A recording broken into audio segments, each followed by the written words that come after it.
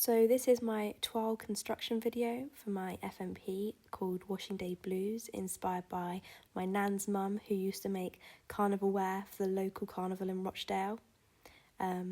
So this is me drafting my first pattern after draping out on the mannequin using masking tape, and then taking my pattern from that by draping some really see-through cotton over the top and then tracing it through the cotton.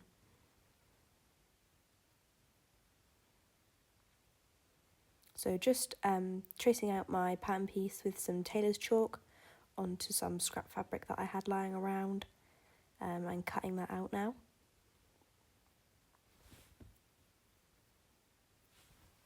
This is me wandering, and I actually was wondering whether I made two corsets today, and I did. I made one that had boning before I experimented with latex on it, and I made one after I put the boning in after I'd latexed it.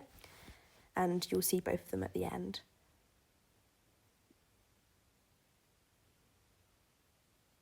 This is me just sewing in those boning channels. This sewing machine I haven't had much luck with the whole time I've been constructing, so I just moved.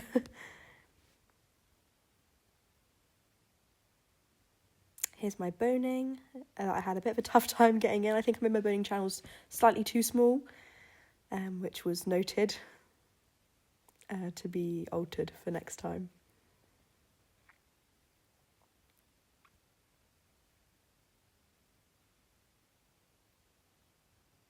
Now this is me making my other corset that will have the boning put in after it's been latexed. This is me tracing out just where those boning channels need to be put, because obviously once it's latexed I need to have that as sort of a guide. I was also discussing there with my teacher how much room to leave for my eyelets, and here I am latexing. This is the second corset that hasn't got the boning in before I latex it, and I'm just draping it on the mannequin. This was an experiment to see which would sort of drape better, and which worked better with the corset in terms of how to apply the boning.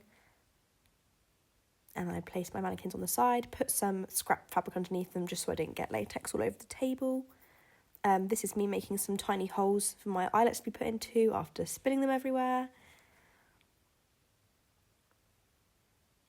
So obviously this is when both the corsets have dried for a couple of days, and I'm just hammering in those eyelets.